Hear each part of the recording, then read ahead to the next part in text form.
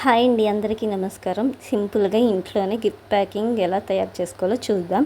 ఇదిగోండి, ముందుగా ఇలాంటి గ్లాసులు ఉంటాయి కదండి, పేపర్ గ్లాసులు అవి తీసుకుని ఇలాగ ఎడ్జ్నైతే ఇలా చూపించిన విధంగా మనం కట్ చేసుకోవాలి. సో చూడండి నేను ఎలా కట్ చేస్తున్నానో. సో ఇలా ఇంట్లో ఉన్న వాటితోనే మనం చిన్న గిఫ్ట్ ప్యాకింగ్గా చేసుకుంటే యూనిక్గా ఉంటుంది, ఒక స్పెషల్గా కూడా ఉంటుందండి. సో ఇలాగా కట్ చేసుకున్న తర్వాత మిగిలిన ఈ గ్లాస్ ఉంది కదండి, ఈ గ్లాస్లో మనకి మన దగ్గర ఉన్న చాక్లెట్స్ అయితే అందులో వేసుకోవాలి. నా దగ్గర అయితే జెల్లీస్ ఉన్నాయి అండ్ ఒక 1 రూపీ చాక్లెట్స్ ఉన్నాయి. సో అవి ఇవి నేను ఇందులో వేస్తున్నాను. సో ఏంటిది ఇలా ఎందుకు ఇలా గిఫ్ట్ ప్యాకింగ్ చేస్తున్నారంటే ఇంట్లోనే ఎలా గిఫ్ట్ ప్యాకింగ్ చేయాలో మనం చూపించడానికి. ఇక్కడ చూపించిన విధంగా ఇలా ఫోల్డింగ్ చేసుకొని అలాగ మనకి చూడండి నేను ఎలా నొక్కుతున్నానో అలాగే అలా ఫోల్డ్ చేసుకోవాలి.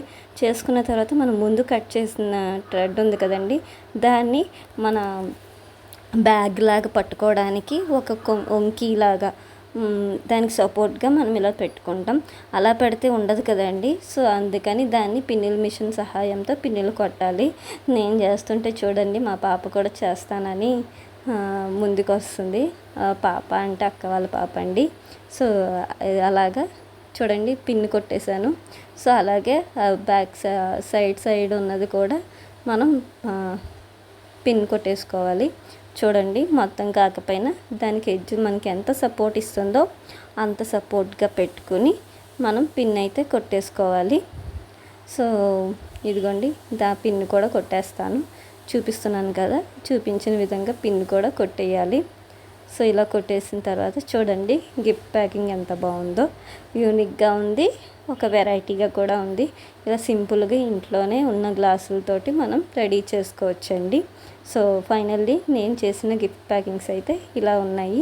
సో ఇది మధ్యలో ఓడకుండా ఉండడానికి చిన్న ప్లాస్టర్ అయితే వేసుకున్నాను.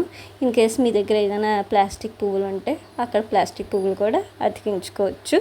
సో ఫైనల్లీ బాస్కెట్స్ అయితే రెడీ అయిపోయినాయండి. ఎలా ఉన్నాయో కామెంట్ చేయండి. Thanks for watching. Please support.